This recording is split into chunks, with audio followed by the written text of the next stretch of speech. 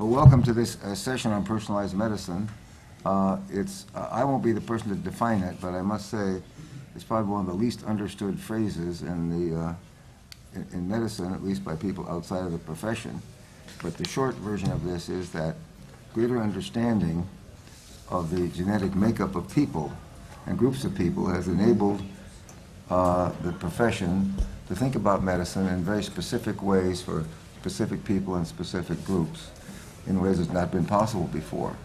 I'm sure you all know that clinical trials for drugs have been mass efforts through the entire population, and they work better for some people than others. And this is one of the facets of which I will not try to step in front of my own panelists. But personalized medicine is about generating medical activities that can be designed for individuals and groups of individuals. So personalized medicine is a movement. It only really began about 6 years ago, and it began because of a series of things happening all at about the same time, which is what we all hope for in innovation. The human genome had been sequenced, not that accurately and well, but it had been done around 2000, and year 2000. And then some tools came along to enable more microanalysis, and this was automation of TACMAN, real-time PCR, laboratory information systems, bioinformatics. All of these things came together to allow a new approach.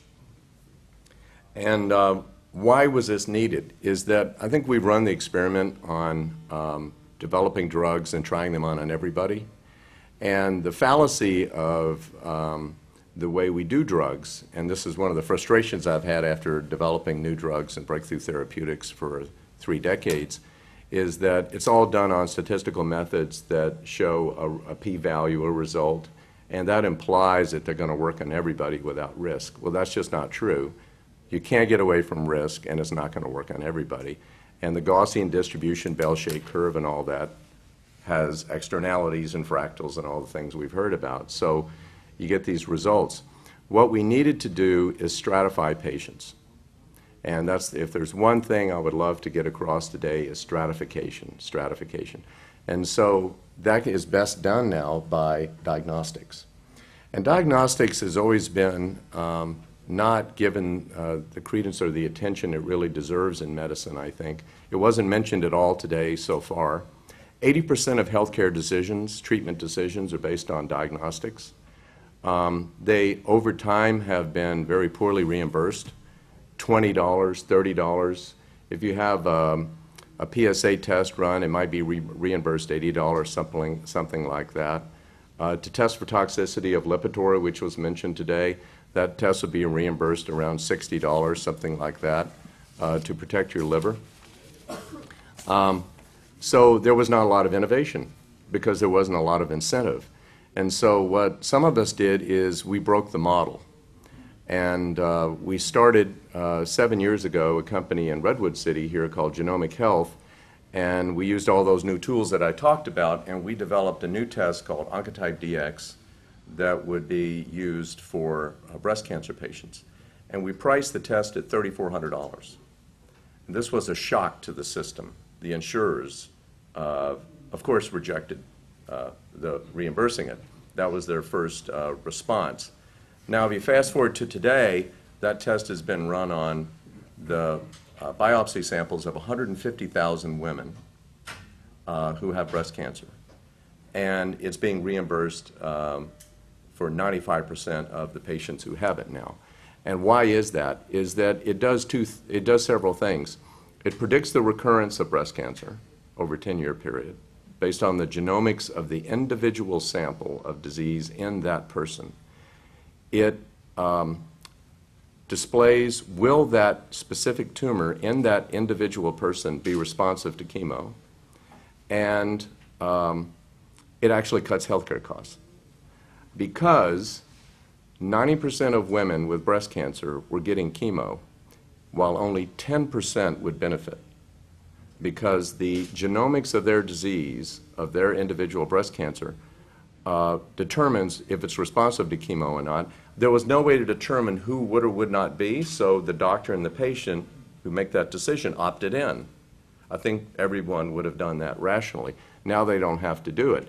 And chemo all in, all costs to the healthcare system is between $20,000 and $30,000. So you can run the numbers in your head.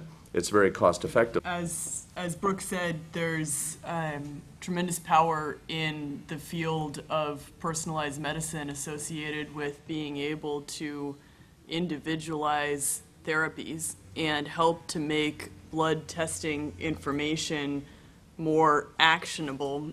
As we have begun to explore this field, we have focused on the ability to integrate the various data sets that are required to be able to understand how to individualize a therapy or how to predict the onset of disease, not necessarily just by looking at what we call static factors like information that may exist in a patient's record or a genetic or genomic factor or their history, but the dynamic progression and changes of these parameters over time that we can see in the expression of proteins and other variables in the blood, which, when sampled more frequently, can begin to describe the movie of disease progression rather than the snapshot.